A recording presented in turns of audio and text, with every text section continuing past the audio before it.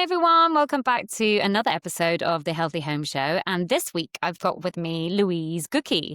And I was fortunate enough to be at the Ideal Home Show recently and to be interviewed by the expert presenter that Louise is. And I basically found out there that she was really into sustainability and really passionate about sustainability, particularly around fast fashion.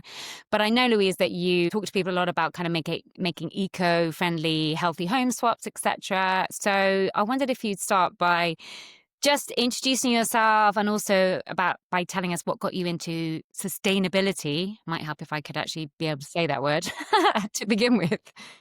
The amount of times I've tripped over that word as well. You're not alone. Also, thank you for that introduction. I'll take that. Thanks for having me on. So I am as you know, presenter, journalist, and I think I've always kind of been interested in the more organic, sustainable side of things like beauty. But then probably just before lockdown, I became very aware of my overconsumption when it came to my wardrobe. And then we had a lot of time on our hands. I don't know if you remember that global pandemic where we weren't doing anything. The internet Hard to forget it. Oh my God. The internet became my friend, and I got into a bit of a deep dive that I can only assume went on for about a year of just discovering all the areas where we were being affected by, yes, sustainability, but toxins, and how one thing leads to another. And it just is such a wide topic that, I could talk about it for days. I know. Well, I was saying the same thing to someone the other day, actually, about what got me into being a healthy home expert, because the problem is once you turn one thing over, you just go down the rabbit hole for forever and realize that literally there's toxins and unsustainability in everything in our lives, unfortunately. So I completely understand what you mean by that. But I was going to ask you, first of all, what is it then about fashion particularly and fast fashion that is so unsustainable? And also the thing that interests me most about fashion at the moment, I guess, or clothing in particular, is it's probably the last eye-opening thing that I've come to, in that realizing how many plastics are in our clothing, especially as I'm a bit of a yoga bunny, and I'm looking at all my yoga clothes going, shit, they're all really bad for you. They're all full of forever chemicals, and, that leaks into our skin, basically, because our skin's one of our biggest organs, and therefore all these endocrine disruptors are going into our body and, affecting our hormones, essentially. So I think that for me has probably been a discovery over the last year that I've been really looking heavily into and trying to change out particularly my yoga wardrobe, because I think the rest of my clothes isn't too bad because they tend to be cotton based. But I wondered if you could just explain a little bit about what it is particularly about the fast fashion that's so bad for sustainability in terms of the environment, but also for our health. Yeah, it's amazing how much of how many of our garments have plastic in them. I think it's something like 2/3 of the clothes that are produced across, like, globally, have plastic in them, which is polyester, essentially, and the synthetics, which I don't think people realize are plastics. And I say that's such a generalized term. Of course people do. But I remember having a conversation with someone on the tube. I was wearing this jacket and she was like, "Oh, I love that. I love your coat." And I said, "Thanks. It's made from," and by the way, I now know that this isn't the best thing, but it was back when I first started and I was like, "Oh, I'm doing something really good." I was like, "Oh, it's made from plastic water bottles." And she was like, "What do you mean? You can't make fabric from plastic." And I was like, "It is plastic." So it's So first off, that, which is obviously coming from a fossil fuel. So there's that whole process of, we know how bad fossil fuels are. So there is a mass production going on of garments globally. So that's one of the reasons. Also, fast fashion, since the 70s, 80s, there was a time when you'd have one or two nice outfits, you'd take time to make them, or you'd have them made, and they'd be your best. And we really cherished them and knew how to fix things like buttons and sew up holes and darn your socks. Whereas now we've reached this throwaway culture where the minute something happens, we don't have those skills anymore. It's completely gone. So there's a massive throwaway culture within the textile industry where we're throwing out our items so quickly. There's also no sort of value attached to them anymore, because you can buy a dress for less than a loaf of bread on a sale on some of these. I'm not going to go down. I'm sure we all know which fashion. Name any names. I don't want to name any names. But this mass production, I don't come from I've never been a model. I've never been a fashion expert within the industry. But there were seasons. You'd have maybe 2 seasons a year. This is where someone comes on and goes, there was 4. But there was a limited number. Whereas now these trends and styles and new lines that are being brought out, they're being brought out like 12 times a year. Please don't hold me to those numbers. But it is unbelievable how much we are being pushed into buying. This is out of style, this is gone. And then we're buying these products that are only designed to last a certain amount of times. They're not built to last. It's fast fashion. It's built to buy, to wear, to throw away. To dump. And sorry, I'm going on a proper rant now. And the problem with this throwaway culture, we're not seeing it. Us in the West, we're not seeing where these items are going. They are hugely affecting certain parts of the world where our clothes are being shipped off to, and then they're having to deal with it. Also, let's just say a cotton t-shirt, for example, not a cotton, sorry, a polyester t-shirt, for example. You're throwing that into landfill. Do you think it's going anywhere? No. A t-shirt, they say, it will take 200 years to the internet. Sources, that it will take 200 years to decompose, but it's only going to microplastics. So these items, they're not going anywhere. So the reality is all these clothes that are being produced every single year, unless they've been burnt, are still in existence because they're not being recycled, because it's really hard to recycle fabrics. So and even worse, I was going to say, and even worse, if that is breaking down into microplastics, quite often that ends up in our water supply, basically, because it leaches in from the landfill sites into, our water supply, and affecting human health, but also animal health, obviously. And eating is then the other side of things. And you're right, I find it despicable that the fact that actually we've pretty much paid taxpayers' money to dispose of rubbish. Only 9% of what we actually recycle gets recycled anyway, which is hideous. The rest of it, we literally pay poorer countries and ship our rubbish to them as like, oh, you deal with our problem of overconsumption, basically, which I just find absolutely despicable. So yeah, I'm totally with you on that. But I just think, we do have a massive consumerism problem. I spoke about this on LinkedIn this week, and I hated to kind of like go on and on about it, but I went to Clerkenwell Design Week recently, a couple of weekends ago, and there was a lady there who was talking about the fact that, and you just alluded to it a minute ago actually, about how, we did start off trying to kind of feel better as consumers by being told, oh, but if you recycle it, it's absolutely fine. And her point was that, it's just trading one material for another material, basically. That is not much better than the other. We know that our recycling practices don't work efficiently enough. 9% is nothing, basically. We might as well not bother. And basically, the whole idea of like, oh, it's fine, it's recycled, is basically encouraging us to just buy more and trading off kind of one material for another material. And then obviously we've been doing that both with fast fashion, but also with things like furniture. People are like, oh, don't worry, we've kind of recycled that stool from plastic, so it's absolutely fine. But then don't talk about the amount of energy consumption it's taken to recycle it, about the fact that it's still in our life cycle, still plastic, basically, at some point that will then be disposed of. So yeah, I'm kind of with you on this idea of that, it's all got to go somewhere. So basically, we just need to stop consuming. Oh, we need to turn the tap off. Also, picking up on what you mentioned there about things just replacing one fabric for another, how many items these days really are 100% anything? They're a combination. Mm, And that makes it even harder to recycle because you can't separate in fabric.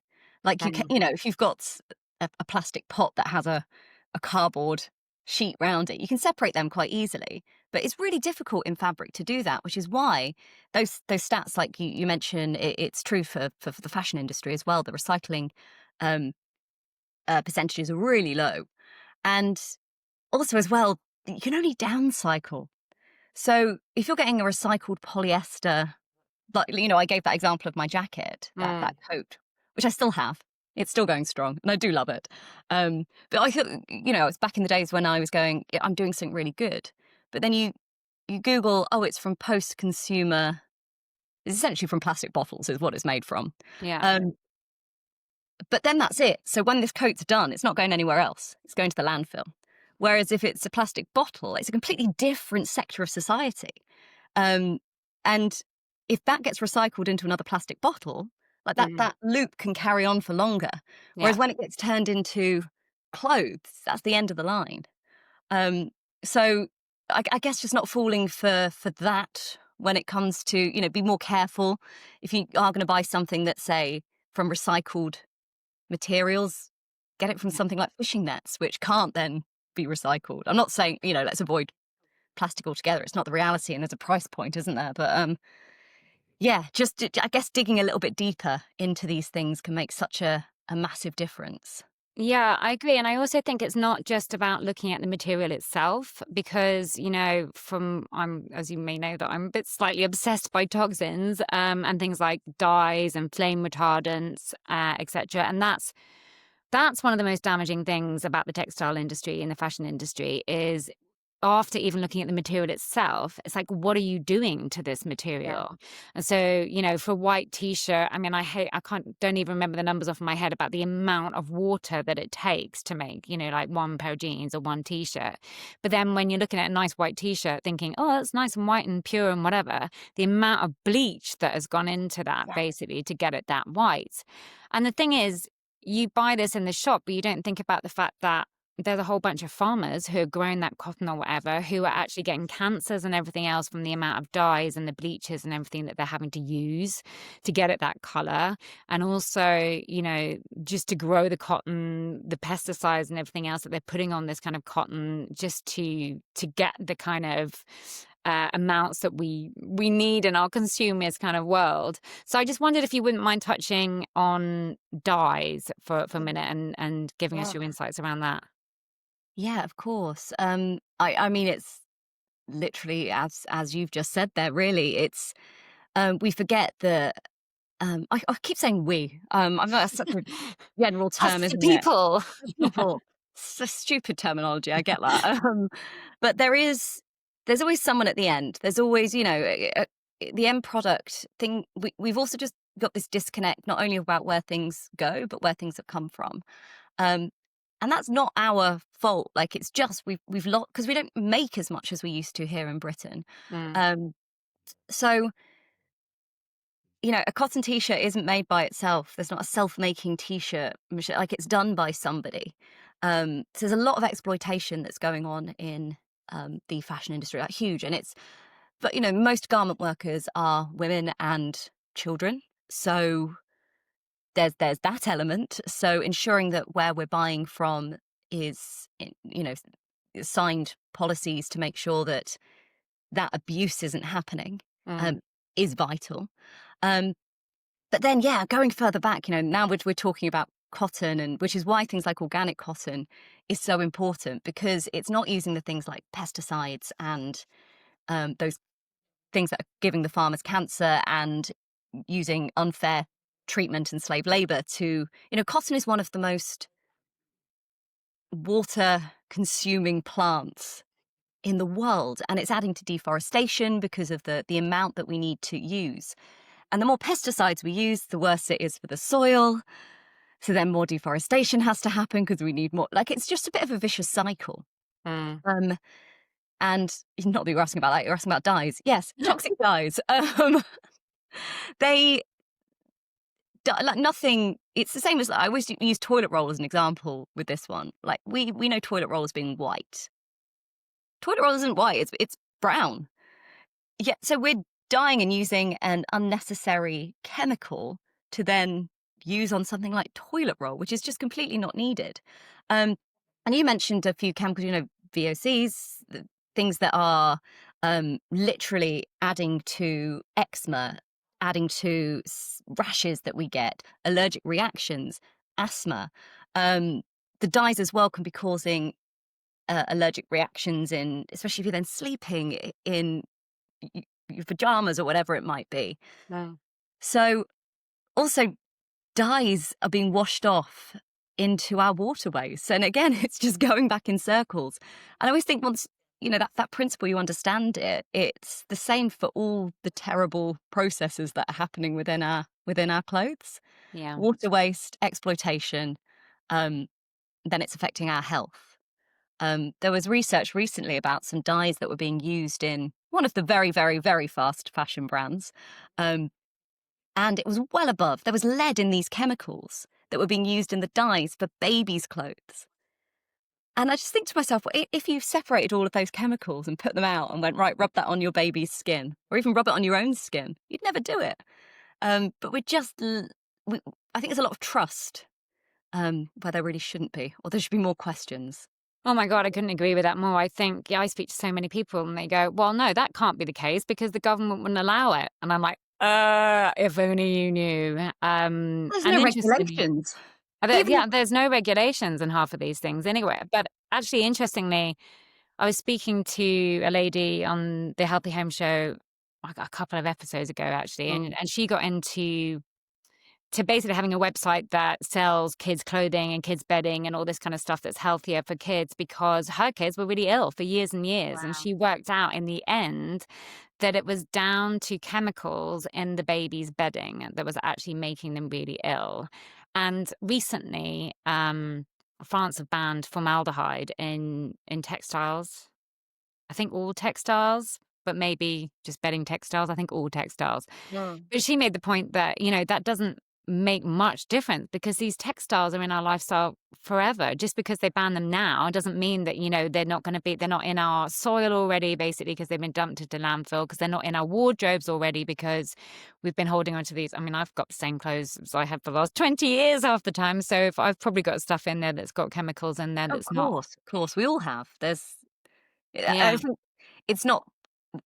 The really frustrating thing is it isn't, unless, and this might just be my personal opinion, but I think unless you have a certain amount of money in your bank where you can, because there is I mentioned price point earlier.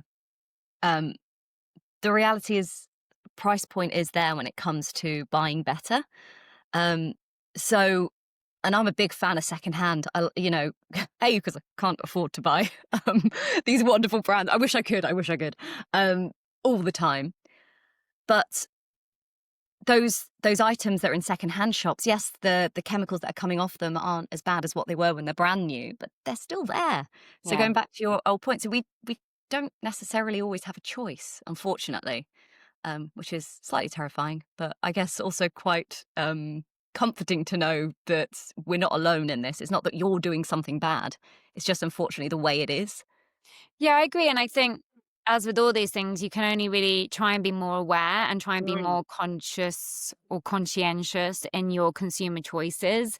But also, you made a really good point earlier that we just need to consume less. And the thing is, we're Yes. butting up against the capitalist machine that is constantly encouraging more consumerism the entire time because it basically needs to grow the entire time, and so we're kind of in this exponential like vortex of consumerism, and it doesn't ever feel like it's going to stop or slow down. And but funnily enough, and I don't know what you think about this, and I'm gonna sound like I'm putting declutterers down slightly here, and I don't mean to because, we've got a lot of fellow ideal home declutterers who I love.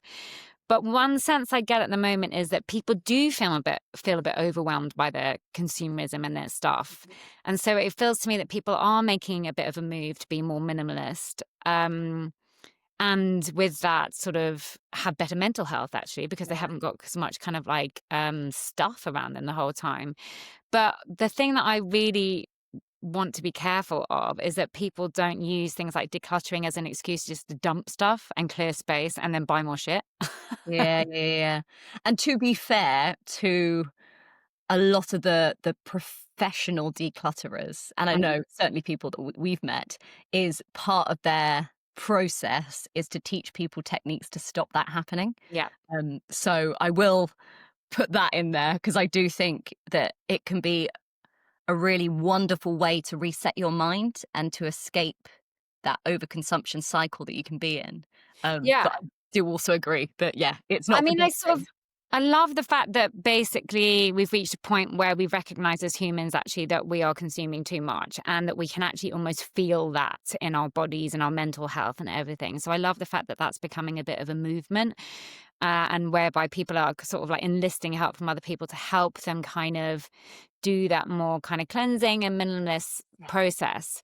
But yeah, what I'm just wary of, because I know how we've had it drilled into us as as human beings to be consumers, that I'm just worried that that's going to clear the path for basically more stuff. But I hope it's not. Yeah. And as you say, part of the professionalism of being a declutter is this: Mm, a lot of them have this one in, one out approach, absolutely. whereby you can't buy anything else unless you're getting rid of something. Do you know what I mean? Which is Yes. much healthier. But yeah, I just find it interesting. And is there anything else, like any other insights you have around that whole kind of consumerism element that you picked up from your studies in Yeah. sustainability, or anything else that you think we should be doing particularly or concentrating on most? It's I think it's easy that the whole consumerism, we are bombarded by it. And I think the awareness that we're bombarded with it is a really strong thing Mhm. because I'm sure you have had this feeling. I know I have actually had it quite recently for the first time in years of almost like that panic that you don't have something or the panic that you can't find the right outfit for the right occasion. I know I have an outfit I can wear for pretty much every occasion. Um, so I think the understanding that that is a technique, it's a marketing tool to make us buy more Mhm. by it's sort of like FOMO, isn't it? The fear of missing out. I think there's something around status. I was listening to kind of like a podcast the other day. I think it was interviewing this guy. I'm going to completely hammer his name now. It's Jeffrey something. He just has produced this documentary called Let Them Be Naked. He's a really key designer on the scene, a fashion designer basically, and he designs a lot of fashion without any plastics or anything else in it, and is designed for some really like famous models and stuff. But I think he was making that point basically. Um, and yeah, so I think we really need to move. I think we need to move a bit more away from consumerism. But you're right. I think there's a status point in there somewhere that kind of says if someone's seen me in this outfit before, or Where did that come from, though? Was that social media? Because I don't. There was that whole. Because I think maybe it was always there. Actually, this is my literal thoughts being put together in my head. my And maybe, parents had that yeah, generational thought definitely, and I wonder sometimes whether it was that post-war, the opposite to yeah, lack. yeah, yeah, So it's like because through the war they had a real kind of lack of resources or whatever, that then they did the opposite to that potentially, and that there was a real kind of keeping up with the Joneses in the 50s and yeah. stuff, wasn't there? And so I wonder whether, I mean, like ancestrally, there was probably something around status basically in the way you held yourself or you Yeah. clothed yourself, and you still see that like the way men dress in suits or women And dress a particular way for occasions. I guess it was special occasions, wasn't it? Especially because your day to day stuff. It's not that you'd see the people you wanted to whoever you wanted to impress or look your best in all the time. Mm. Whereas with the likes of social media where we're posting every day, or I'm aware not everyone's doing that. I don't do that. But there is, it is a big, big part of people's lives, especially a generation below us. Now it's every post has to be different. So it's Mm. almost spiraled that need to buy more and shop more. Yeah. Um, I did speak. I had a really lovely conversation on a different podcast with a fabulous. She's a fashion psychologist, a lady called Dr. Dion, And she was saying that it stems even back down to like the way we perform in society, how we dress and look, and how, when we feel good, we do better. And Mm. she's an example of kids at school. If you had a pair of trainers that were leaking, or you were in a hand-me-down t-shirt that made you feel really bad that you got a bit bullied about, then that affected your everything. Yeah. So it's almost like it's drilled into us from that early age that we need to have the best, which is slightly terrifying. Or maybe it's an attraction thing as well, because I guess, it makes you stand out, and clothing and makes you attractive potentially to the opposite sex or whatever. So Yeah, then yeah, ancestrally, yeah. that would be like really important. Well, it still is important. Do you know what I mean? I remember the thing around trainers even when I was at school, there would be like one day every month, or free clothes day or casual clothes day or whatever it was, when you got to wear what you wanted. It was super stressful because people were going to see you out of your uniform, and it felt like so much hung on like the choices you were going to make for your outfit that day. And everyone would be rocking up with these kind of like brand new trainers. Like then I'd be like, okay. These are Yeah, my I guess, old yeah, it's pump. like, just like you say, it's where we found our social circles, wasn't it? Because it's like the, whether you wore all black or whether you were part of the, the designers or the creatives. So I guess Yeah. it helps, it represents your personality as well, the way you dress, Totally, which totally. And is, I think that's why, yeah. it's so Oh, difficult to kind of change some of that consumerism around it, mm. because it is so connected into our identity, and therefore is connected into our survival a little bit, which is pretty important.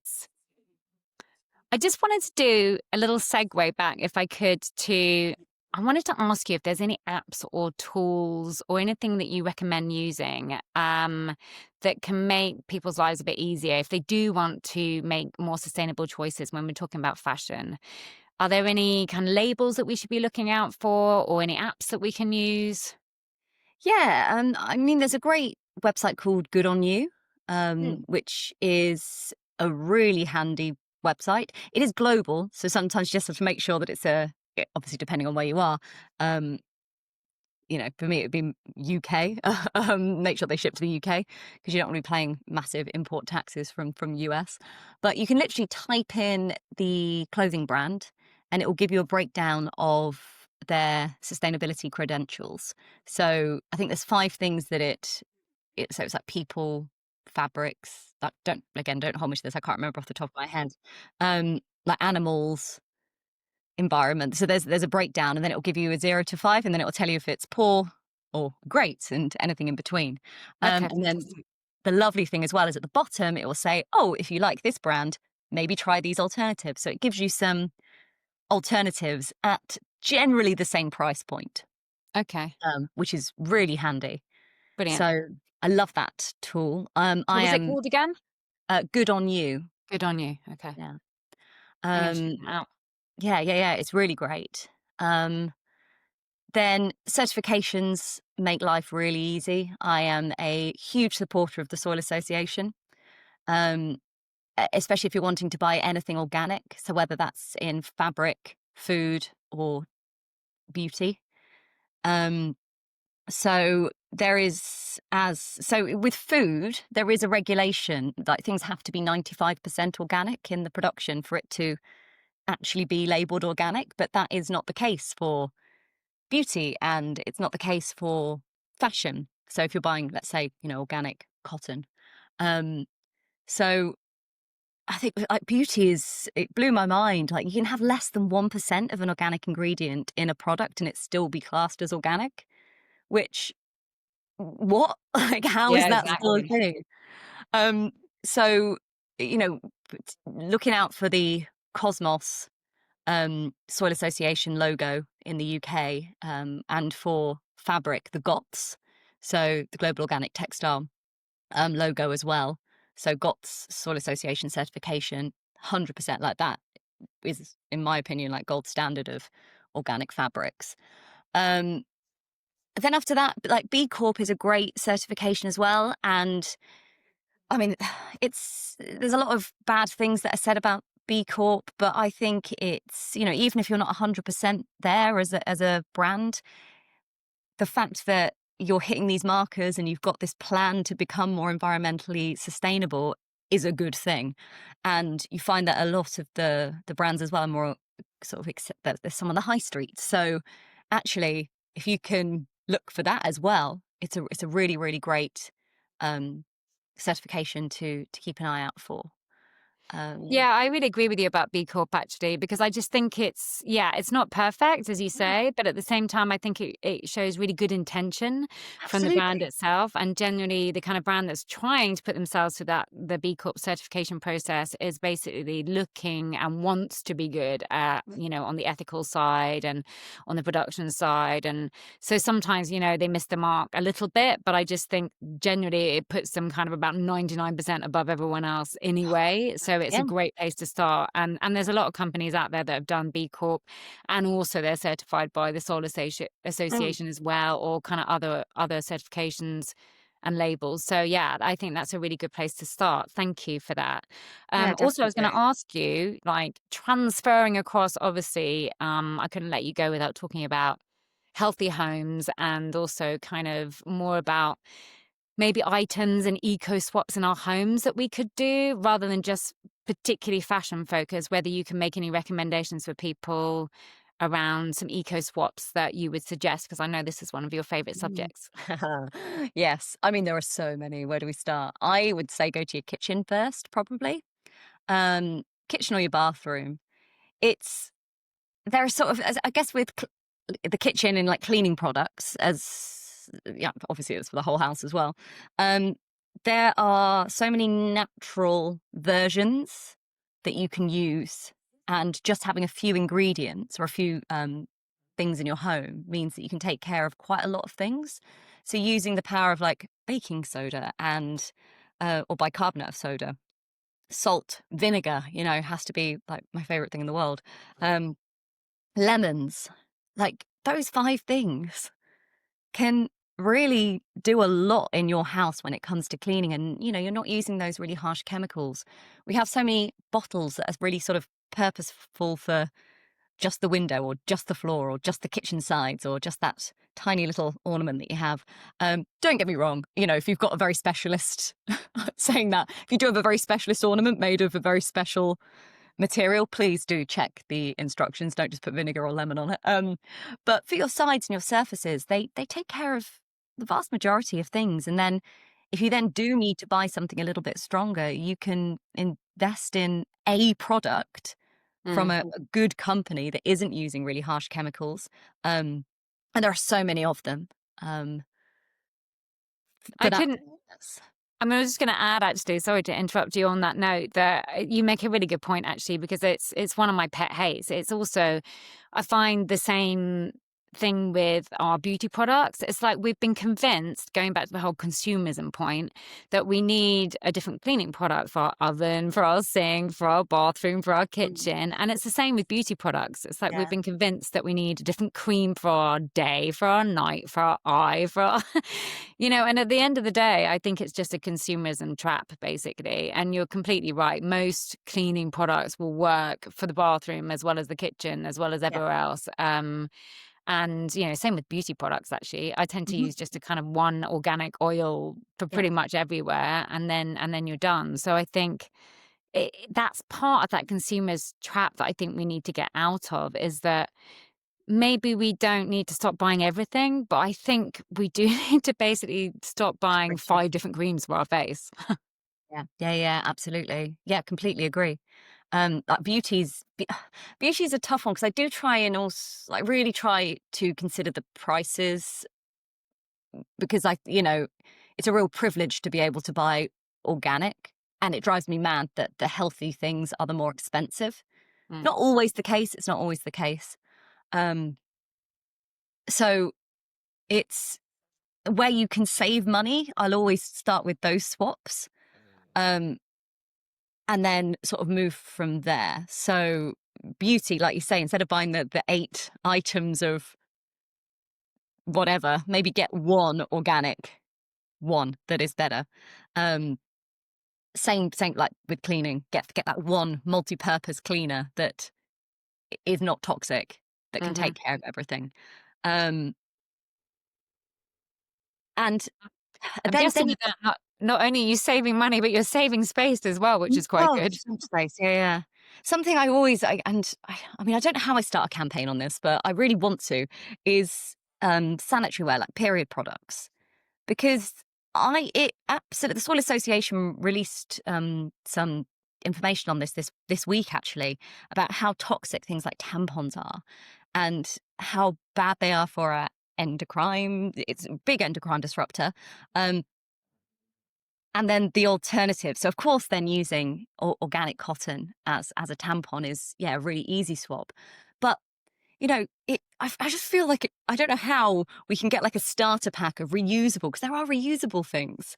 You've got moon cups and you've got reusable period pants. And yes, although over a grand scheme of things, it's not going to save you thousands and thousands of pounds, but we talk about period poverty. If we, instead of, I was trying to do the maths on this the other day. Don't get me wrong, like buying a moon cup and then a couple of period pants and some reusable pants, that's a cost. But then once you've got that, you then make it up over the years. But Yeah. it's so annoying that there's that initial cost, and it's really unfair, and it really, really frustrates me because it puts people out of reach of saving money in the long term because they couldn't afford that one thing to start with. So I need to start a campaign on that, but I don't know how. I mean, I saw that data this week as well, actually. I read the article on, I think it Yeah. was Pesticide Action Network or something like that as well, Mm. that I saw the data from, that Oh, that's probably where it was from. talking about glyphosate in tampons, and how that's an endocrine disruptor, how damaging that has been for our health in general. And this is in tampons that we insert internally into one of our most delicate areas in our body. And yeah, and we're totally with you. Not only does it really piss me off economically, because being a woman, I remember earning no money when I was at university or whatever, and then you have to fork out quite a lot of money on sanitary products. True. So there's the Especially economical. ones that are like feel nice rather than the ones that feel like they're ripping your insides out. Because yeah, Totally. you can buy 20 for like 70p, but they're not comfortable.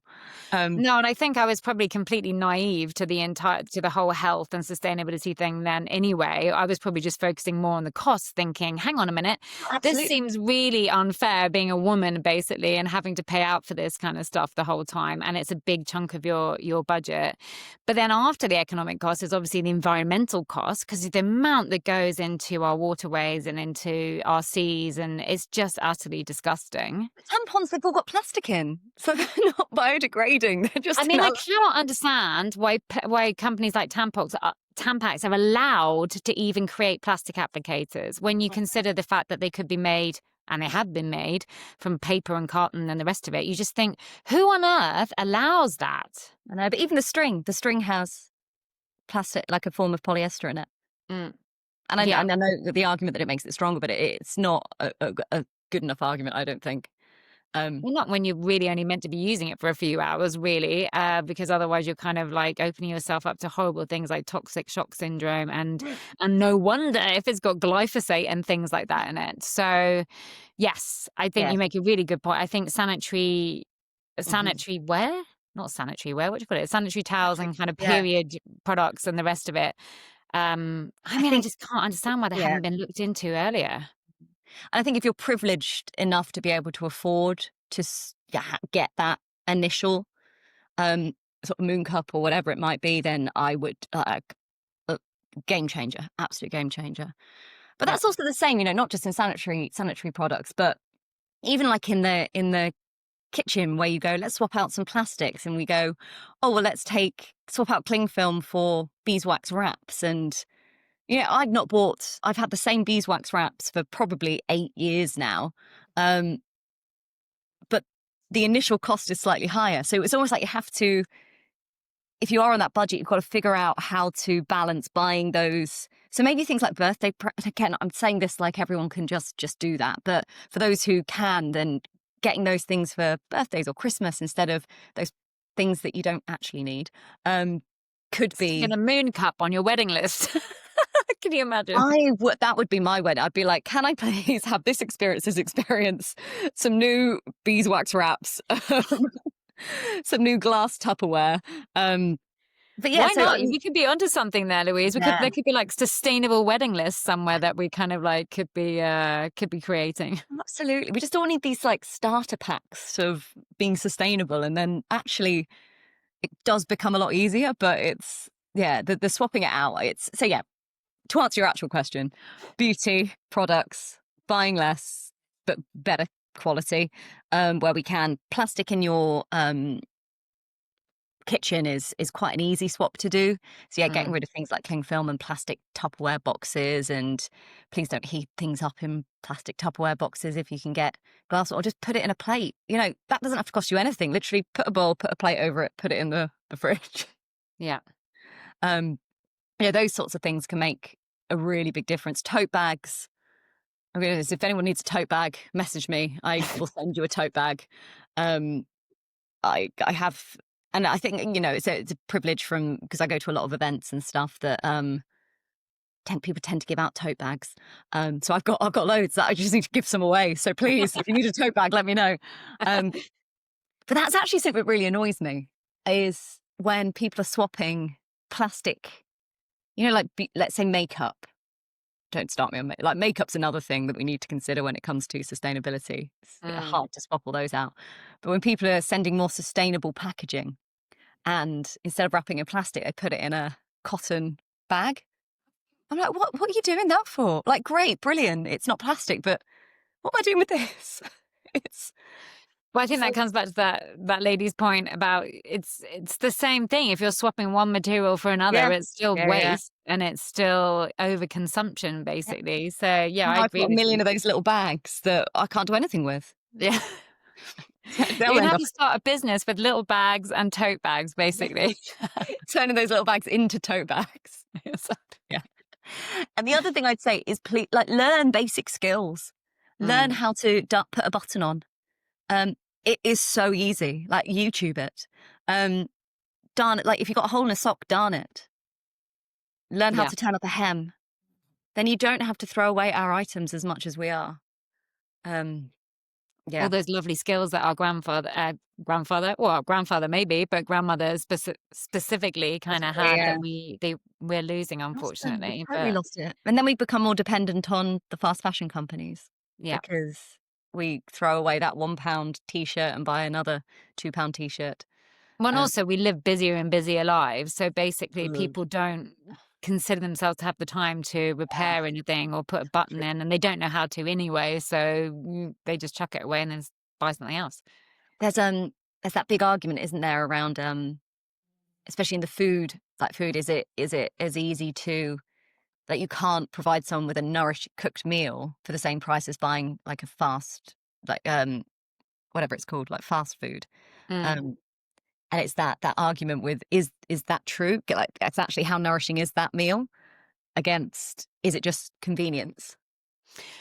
Personally, I think it's just convenience. I have this kind of argument with people a lot of the time because they go, yeah, but it's really cheap and easy to go to McDonald's. I'm like, but have you, I mean, not that I eat there, but like, have you seen the price of a Big Mac meal? It's not Yeah. that cheap anymore. Where you could buy like a big bag of lentils and And like that. just batch cook, Yeah, yeah. basically. And I think I've it not would, done the maths on that, but I can see that there must be an argument in that yeah. convenience. And that's the same with clothes. That's the same with um anything really. Buying things from shops on the high street rather than maybe going on the internet and finding nicer companies and researching and because we're busy, right? We've got a lot going on. But we have turned into it's fast fashion, convenience, consumerism, Yeah. which is quite stressful. It is indeed. And yeah, before I let you go, because I know you're busy today, I really wanted to ask you about greenwashing because I know that obviously you must have studied this and you probably come across this quite a lot in your work. But it just seems to me that there's more and more greenwashing than ever at the moment because everyone wants to be seen to be doing the better thing. Or I think everyone's or companies are wise to the fact that maybe consumers want to be more sustainable Yeah. and want to make a better consumer choice. And it really annoys me that a lot of companies are taking advantage of that and they're kind of greenwashing their products. And so Is there anything that we should be looking out for around that? Because I know sometimes when people use terms like natural or Yeah. eco or whatever, it's a bit of a kind of fit all term. And it doesn't actually mean that it's necessarily any healthier. Yeah, yeah, 100%. Unless there's a certification to go along with it, I always question it. Um, Hmm. and probably because it's part of what I do as a job, I have time to research and um, ask questions to brands, or at least, the minimum they can do. If you go to their website and they're saying, oh, we're sustainable, or go to our eco-friendly brand, they don't even have a page on sustainability or what they're doing, and how they deal with people and the planet. Instant um red flag. Instant red flag. um and I would much rather buy from a company who's transparent and going, look, we're not there yet, but we've done X, Y, and Z, Mm. and this is what we're planning on doing. But I was chatting to one of the team from the Soil Association, and what they're seeing is the opposite as well. So you've got this greenwashing from a lot of big brands who are going, please, please, please buy from us, but don't look at the rest of what we're doing. Just this. This is great. Is green hushing, which I'd never heard of before. And this is where brands who are doing great things or working towards that aren't shouting about it because they don't want to get anything wrong. So they don't want to be accused of greenwashing. So they're not talking about it, which I That's found interesting. fascinating. Um, Yeah. yeah, because I was just like, wow, but we need you to shout out more. But I don't know. There's just always this. I wish we lived in a perfect world where we could just like tick these boxes and go, yeah, you're great. You're a sustainable company. And a lot of it is choices that we make and at what point we're happy with going. Because I know some people who won't ever buy from something unless they are 100% sustainable completely. Other people are like, no, no, no, I only buy I only buy secondhand. Mm. Um, and then other people are like, no, no, no, maybe I'll buy from a company who's en route um, to being more sustainable, but they're being really transparent about it. So I guess there's a lot of personal choice in it as well, but it's just not ignoring it. Yeah, I agree. And I think for me personally, I quite like to try and buy more local because I think that's in Yeah. itself like a kind of sustainable practice. And it's nice to see because I've done some work before with people like Evolve Beauty on the kind of face creams and beauty products front. And I really like what they do. And I think when I've chatted to the CEO there, she's so transparent and so lovely and so helpful. And you can see that she's so passionate about what they're doing. But even she says, some of the certifications you just can't do as a really small company because either it's like Absolutely. super Absolutely. expensive Yeah. or it's because they're so small, it's just not really feasible. But Mhm. it doesn't mean that that they're not Yeah. effectively organic and effectively really much healthier for you. And their price points are still good. And so, yeah, it just requires, as you say, a little bit of research, I think. And yeah, And I think that and make, research as well makes you, maybe it's just me, I care more about the product. If I've spent a bit of my time, instead of getting really stressed and just going into the high street going, oh, I need something, I need to buy, try on a million things and get, I hate that feeling of that. I need to find something now. Actually being able to go, oh, where's this from? How's it made? Oh, maybe I'll go away. I'm still thinking about that 2 days later. Let's go back.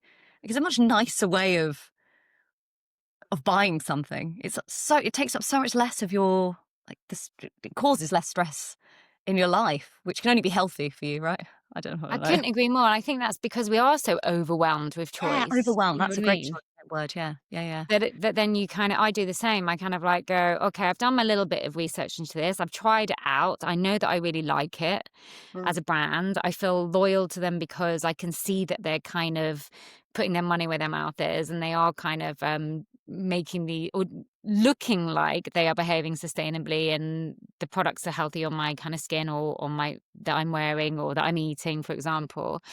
And I think it does help you actually enough because there's so many brands and products and everything out there that it gets too overwhelming. So I think does encourage them people to just stick with the same kind of like, 5 brands or whatever, and that's it. And and I guess the other thing I'd say is before you do any of that, before you even go shopping, just totally, and I've said this phrase a few times, but I stand firm by it, just turn the tap off. Just literally stop.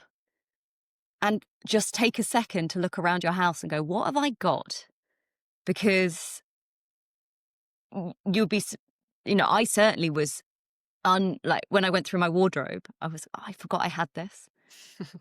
How many of us have bought something and shoved it to the back and gone, "Oh, I'll deal with that," and then you forget. So you then don't use the items. You forget you bought I don't know, something in the kitchen that's actually fantastic for X, Y, and Z. Like, turn the tap off, to break the cycle.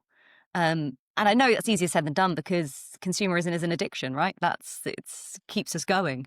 Um, because then you can decide, and even with your beauty products, I mean, how many of us have got so many products that we go, this is too many.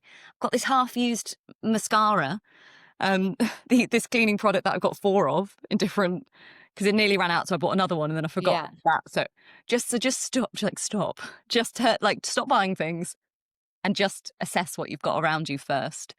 A mini Get rid of audit. the stuff you hate. Yeah, you need a bit of an. Ironically, we need a bit of decluttering to start with, don't we? And then, There you go. yeah, Yeah. I think you're and totally then right because I do the same, and come across things like hiding at the back of the cupboard and you just think, oh, I've totally forgot I had that.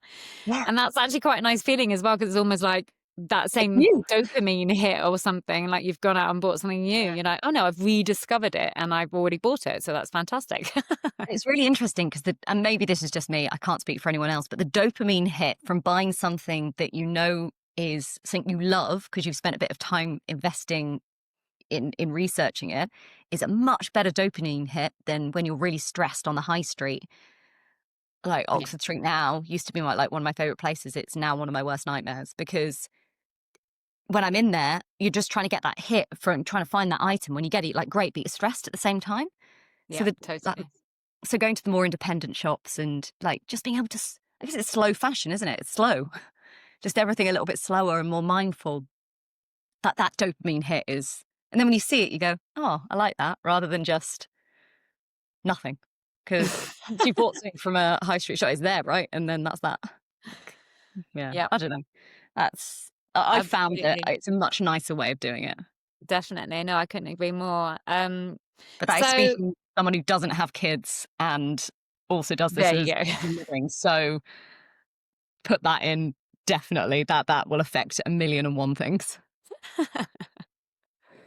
So where can we find you? So if anyone's wants to get a bit more started on their kind of journey of sustainability and they think, okay, I definitely want to be a bit more conscious in my consumer choices around fashion, but also in making some kind of eco swaps. Where can they follow you? Where can they find you? And is there any kind of lasting message that you want to leave us with? Yeah. So before me, if you genuinely want to start your sustainable fashion journey, please go and follow Sustainable Fashion Week. They are amazing. Literally every month they'll put out, and it's all about community, and it's not about just the brands. It's about teaching workshops and doing clothes swaps, and it's all these activities which can get you practically involved in having a more sustainable wardrobe and learning skills. Then they've got big Sustainable Fashion Week that happens in September. Mm. They are wonderful. So, don't follow them above me any day of the week because they're great. If you want to follow me, I'm so easy to find. I don't think there's another Louise Gookey in the world. So I know that's quite cool, right? You're definitely unique, babe. Yeah, some people will say that's a good thing, others possibly not. At Louise Gookey on everything. I don't use X because I hate it, but otherwise so don't message me on there. I think my handle's still there, but I'm not even logged in. But the others I use. On my Fantastic. website, which is just louisegookey.co.uk. It's so easy to find. Yeah. Well, Louise, thank you so much for your time today. And thank you so much for your brilliant insights. It's always such a pleasure to chat with you. And it's always really good fun as well. And yeah, thank you. And I hope to see you again soon. Oh, no, it's a pleasure. I hope my ramblings made some sort of sense. But thank you so much for inviting me on.